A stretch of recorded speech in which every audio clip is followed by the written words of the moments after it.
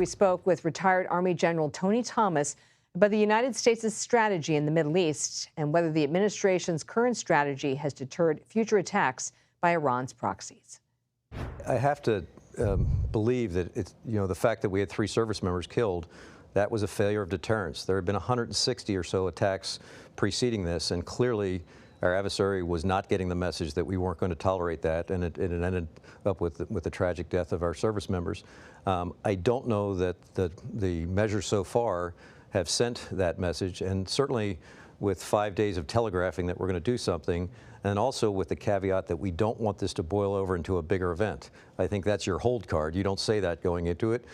They need to appreciate that you'll do everything in your capacity to safeguard your service members and to ensure your mission and not have any hedges on that. What would it take to create that red line of deterrence? Would it take striking inside Iran itself? I think time will tell. The Iranians certainly have pushed us to the brink of a counterattack of sorts.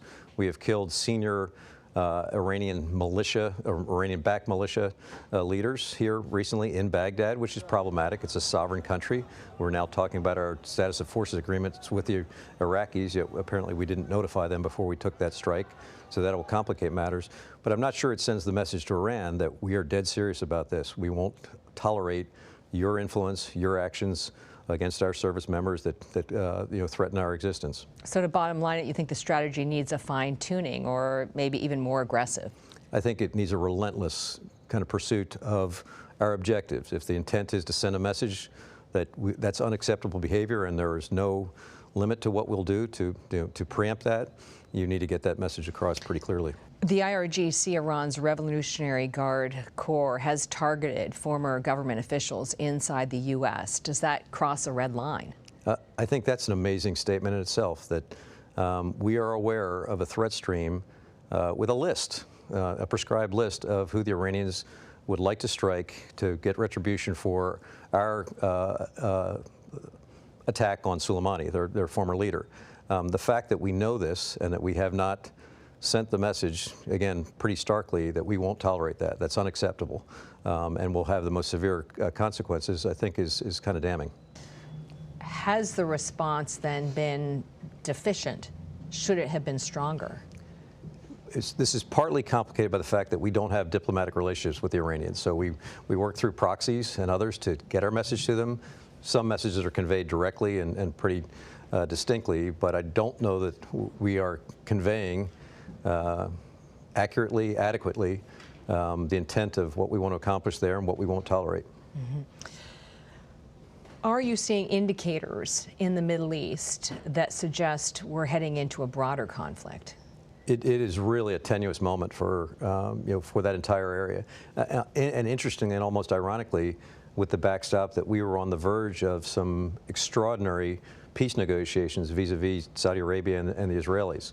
Whether or not that will continue and go forward, I think, which is an essential step, I think, for normalization in the area, we have to see.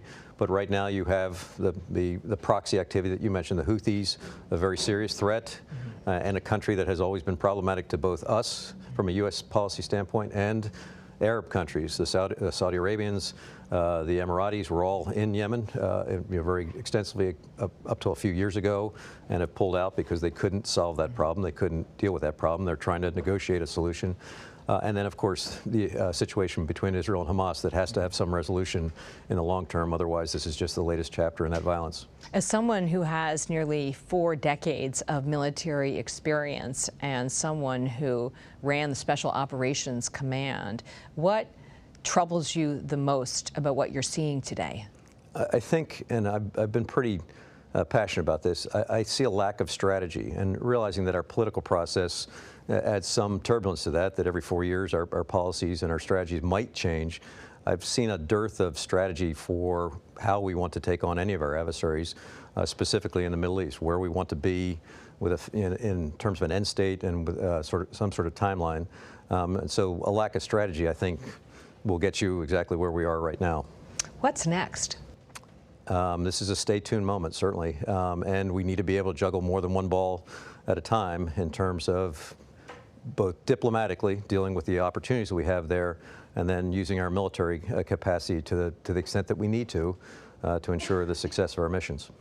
You've served with and led thousands of our military personnel during the global war on terror. What's your message? What do you take away from that experience? Well, I was privileged to be part of an extraordinary team, and I feel comfortable now, as I did then, knowing that our service members are honored to do our nation's bidding, but they also are intent on understanding the strategy. Why are we going to do various missions? What is the proposed end state, and how do we get there?